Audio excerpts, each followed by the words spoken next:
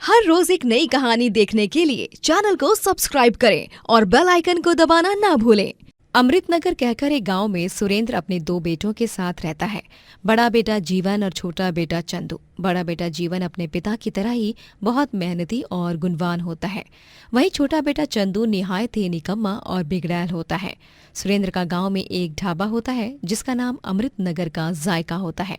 सुरेंद्र के ढाबे पर ग्राहकों का आना जाना दिन रात लगा ही रहता है, क्योंकि पूरे गांव में एक सुरेंद्र ही तो है जिसके हाथ में स्वादिष्ट और बढ़िया खाना बनाने का जादू होता है। जीवन अपनी कॉलेज की पढ़ाई पूरी करके अपने पिता के ढाबे पर सेवा करता रहता है। ये लीजिए काका, आपका लहसुनी पनीर और आपका राजमा चावल काकी, और ये रही आपकी काजू किशमिश वाली लस्सी। अरे वाह वाह वाह जीवन बेटा, तुम्हारे पापा सुरेंद्र के हाथों में सच में जादू है, जादू।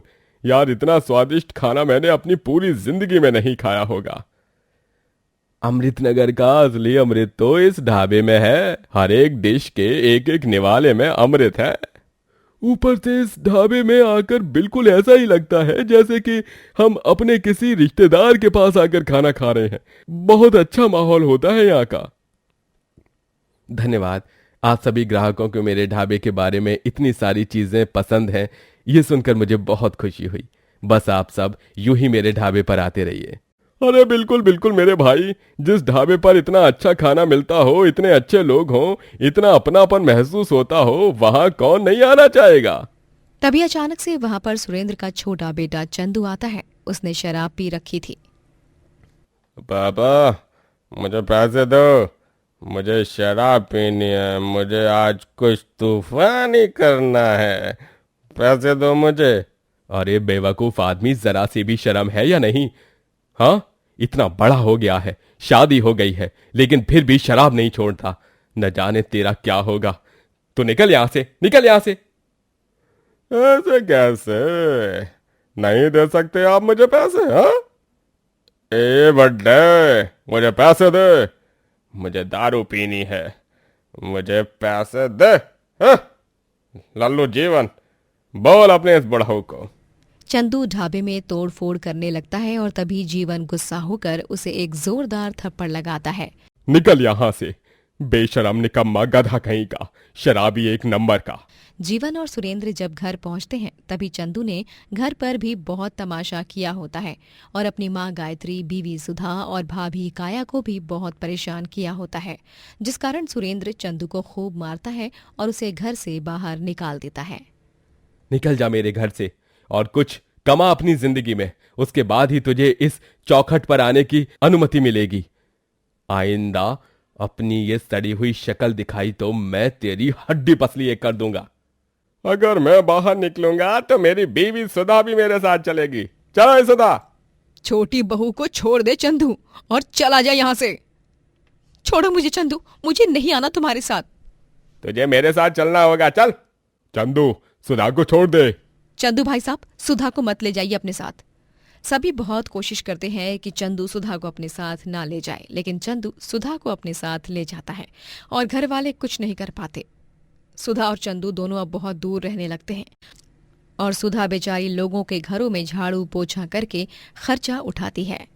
तू लोगों के घरों में जाकर बर्तन खेस या रोड पर कटोरा लेकर भीख मांग, लेकिन मुझे मेरी शराब पीने के लिए पैसे दे। चंदू सुधा को बहुत मारता है और उसकी मेहनत की कमाई उससे छीनकर शराब पीने जाता है। ऐसी जिंदगी जीने से तो अच्छा मुझे मरना गवारा है। इस हैवान के साथ रहने से अच्छा तो मैं मर ही जाऊं। मैं ना तो किसी को अपना दुख बता सकती हूँ, और अगर फिर से वहां ससुराल चली गई तो ये शराबी फिर से उन लोगों को परेशान करने चलाएगा। एक दिन सुधा देखती है कि चंदू ने अपने साथ एक फूड पॉइजनिंग वाली बोतल लाया है जो खाली है। ये क्या, ये बोतल? लेकिन ये बोतल चंदू ने यहाँ क्यों लाया? खैर, शराब के नशे में उठा ली होगी। जीना तो वैसे ही दुश्वार कर रखा है मेरा इस आदमी ने। अगले दिन जब सुधा गांव के बाजार में जाती है तभी वहां पर वो गांव वालों को सुरेंद्र और जीवन को मारते हुए देखती है। मत मारो हमें, मत मारो। ये ले, ये ले। खाने में फूड पॉइजनिंग वाला लिक्विड मिलाकर पूरे गांव को जान से मारने की कोशिश की है इन दोनों बाप बेटे ने। अगर तुम दोनों ने फिर से ढाबा खोलने की कोशिश की इस गांव में तो हमसे बुरा कोई नहीं होगा, समझे? हमारा यकीन कीजिए, हमने कोई मिलावट नहीं की है, नहीं हमने गांव वालों की जान लेने की कोशिश की है। पापा सही कह रहे, हम सब पर आप लोग कितना भरोसा करते थे। हमारा भरोसा कीजिए, हम लोग निर्दोष हैं, हमारा कोई कसूर नहीं है। जीवन और सुरेंद्र दोनों को अब गांव में ढाबा चलाना मना था। सुधा समझ चुकी थी कि ये सब चंदू ने ही किया है। ये सब चंदू ने ही किया है। अगर मैं अभी कुछ कदम उठा लिया तो सही नहीं होगा। मुझे कोई ठोस सबूत इकट्ठा करना होगा। मैं पापा जी और जेठ जी को न्याय दिलाकर रहूंगी। जीवन और सुरेंद्र दोनों का नाविक दोस्त उन्हें नाव में खाना बेचने की सलाह देता है, जिसके बाद वो दोनों नाव में खाना बेचने लगते हैं और नाव में खाना बेचते हुए वो कई सारे अलग अलग गांव भी घूमते हैं। नाव में सवार यात्री उनके हाथ का बना स्वादिष्ट खाना मजे से खाते हैं। वाह, ये खाना तो सच में बहुत ही स्वादिष्ट है। अगर यार यात्रा में ऐसा खाना मिल जाए तो कमाल हो जाएगा। धन्यवाद भाई साहब, ये लीजिए आपके कढ़ी चावल और आपके छोले कुलचे। जीवन और सुरेंद्र दोनों अपने तैरते हुए ढाबे से भरपूर पैसे कमाने लगते हैं और उनका तैरता हुआ नाव ढाबा चंद दिनों में ही बहुत मशहूर हो जाता है। एक दिन जब चंदू अपने दोस्त बक्का के साथ घर पर शराब पी रहा होता है, तभी सुधा अपनी पड़ोसन रमोला को घर पर लाती है। वो दोनों चंदू और बग्गा को आपस में बातें करते हुए सुन लेती हैं। वाह चंदू, तू तो एकदम छोपा रुस्तम निकला यार। तुझसे ये उम्मीद नहीं थी कि तू अपने ही बाप और बड़े भाई को फंसा देगा और मिलावट करके उन्हें पूरे गांव में बदनाम होने देगा। क्या इसका मतलब ये है कि मेरा शक सही था? रमोला बहन, तुम्हारे पास वो स्मार्टफोन है ना? उसमें जल्दी से वीडियो रिकॉर्ड करो ना। हाँ हाँ सुधा बहन। रमोला फौरन अपने स्मार्टफोन में वीडियो शूट करने लगती है, जिसमें चंदू और उसके दोस्त बग्गा की बातें रिकॉर्ड हो जाती हैं। और क्या, उन दोनों ने मुझे घर से बाहर निकाला, मुझे, इसलिए उन्हें उसकी सजा दी है मैंने। हाँ, मैंने ही की है उनके खाने में मिलावट, ताकि वो पूरे गांव के सामने दोषी साबित हो सकें और उन्हें गांव वाले गांव में ढाबा चलाने ही ना दे। और वही हुआ, अब वो दोनों नाव में यहाँ से वहां खाना बेच रहे हैं। सुधा अपनी सहेली रमोला के साथ पुलिस स्टेशन जाकर कंप्लेंट दर्ज करती है और उन्हें चंदू का वीडियो सबूत के तौर पर देती है, जिसके बाद पुलिस चंदू को गिरफ्तार कर लेती है और गांव वाले सुरेंद्र और जीवन से माफी मांगते हैं। हमें माफ कर दो सुरेंद्र और जीवन बेटा, हमने तुम दोनों को गलत समझा। हमें फिर से अपने हाथ का खाना खिला दो सुरेंद्र, अमृत नगर का जायका फिर से चखना है हम सबको। सुरेंद्र और सुधा अब ढाबा संभालने लगते हैं और जीवन और उसकी बीवी काया तैरते हुए ढाबे को संभालते हैं। इस तरह उनका परिवार खूब सफलता प्राप्त करता है। ये कहानी है दामिनी और उसकी बहू मानसी की। मानसी एक गरीब घराने से आई हुई बहू होती है, जिसने अपने साथ कुछ दहेज नहीं लाया होगा, और यही वो वजह होती है जिस कारण दामिनी मानसी से नफरत करती है और उसके साथ जानवरों की तरह सलूक करती है। माँ जी, वो मैंने आपकी अलमारी की साफ सफाई कर दी है। आपकी अलमारी में अब चूहे नहीं घुसेंगे और ना ही आपके कपड़ों को कुतर पाएंगे। वाह, क्या तीर मार दिया तूने मेरी अलमारी साफ करके, हैं? अरे तुझे तो बस मेरी अलमारी खोलकर उसमें हाथ मारने का इंतजार है ना? मैं सब जानती हूँ। तो जैसे 2 टके के गरीब लोगों को अमीरों के घर आकर यही लालच होता है कि कब मौका मिलते ही हम कुछ चुरा कर भाग जाएं। ये आप कैसी बातें कर रही हैं माँ जी? मैं ऐसा कुछ भी नहीं कर सकती, बल्कि मैं तो रोज भगवान से यही प्रार्थना करती हूँ कि हमारे घर में लक्ष्मी जी की कृपा बनी रहे। अरे बस बस, ज्यादा सच्चाई और अच्छाई की मूरत बनने की कोई जरूरत नहीं है। मैं अच्छी तरह जानती हूँ तू किस खेत की मूली है। तू मेरे घर में से कुछ चुराने के बारे में सोचना भी मत, क्योंकि मैंने हर तरफ सीसीटीवी कैमरा लगाए हुए हैं। अगर तू पकड़ी गई तो तेरी खैर नहीं।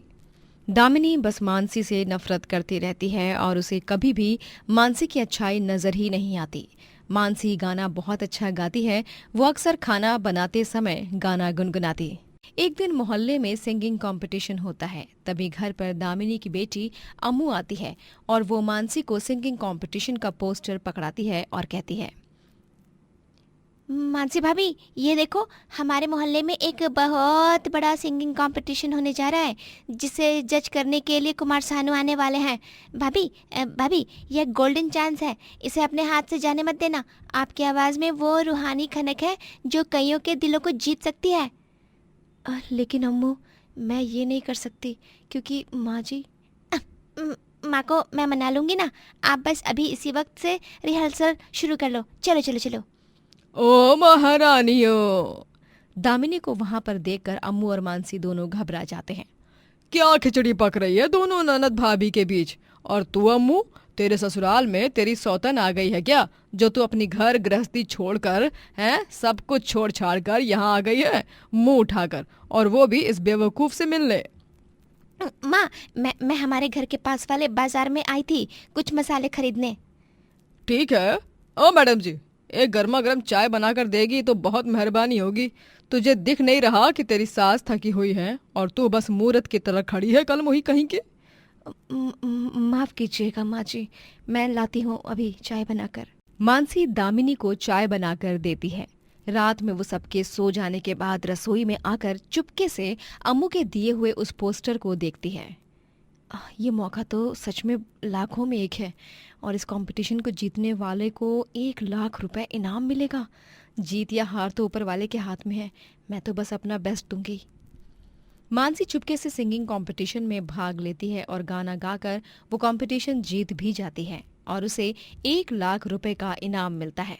माँ जी को जब मैं बताऊंगी कि मैं 1 लाख रुपए कंपटीशन में जीत गई हूँ तो वो बहुत बहुत बहुत खुश हो जाएंगी।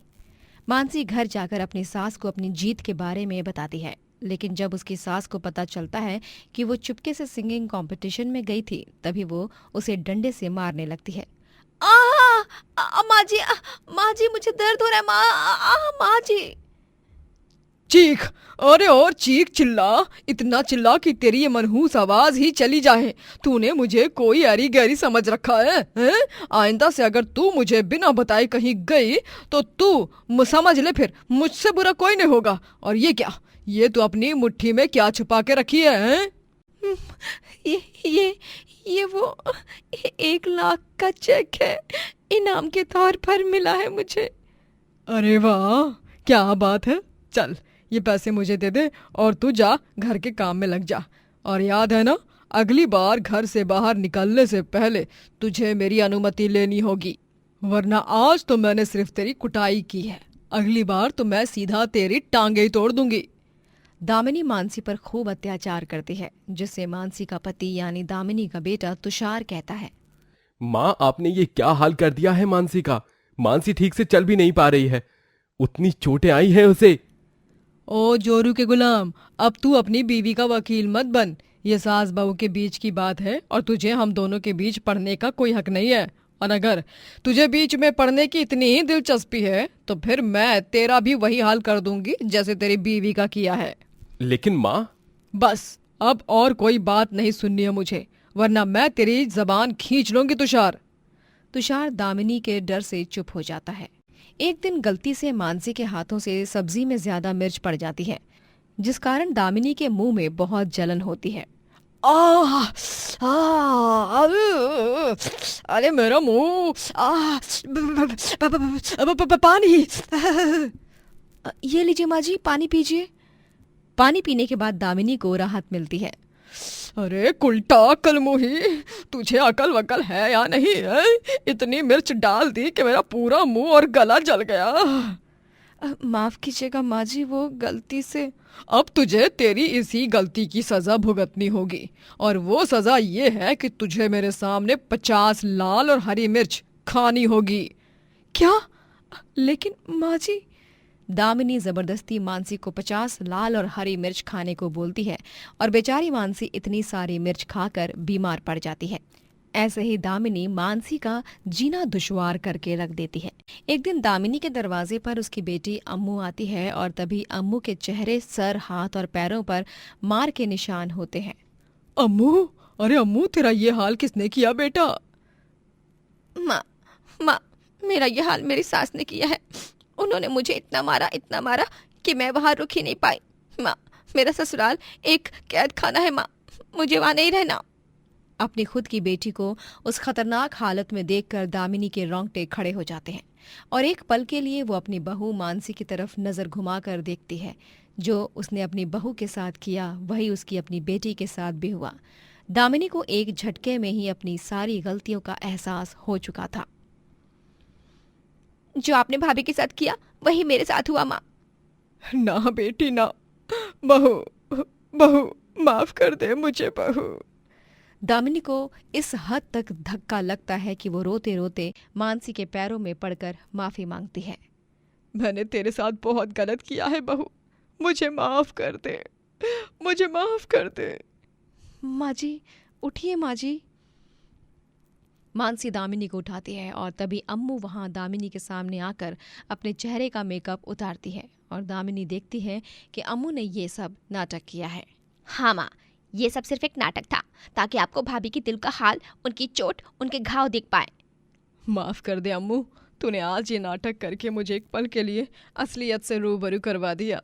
मैं वादा करती हूँ कि मैं आज के बाद अपनी बहू को भी अपनी बेटी की तरह रखूंगी और इसके साथ ना कुछ गलत करूंगी ना कुछ गलत होने दूंगी। मानसी, अपने संगीत को छोड़ना मत कभी, क्योंकि अभी तेरे साथ तेरी सास का भी साथ है।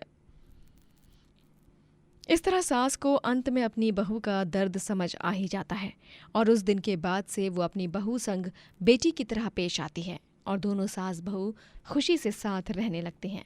दोस्तों, अगर आपको ये कहानी पसंद आई तो लाइक करें, शेयर करें और कमेंट करके बताएं कि कहानी में आपको सबसे अच्छा क्या लगा।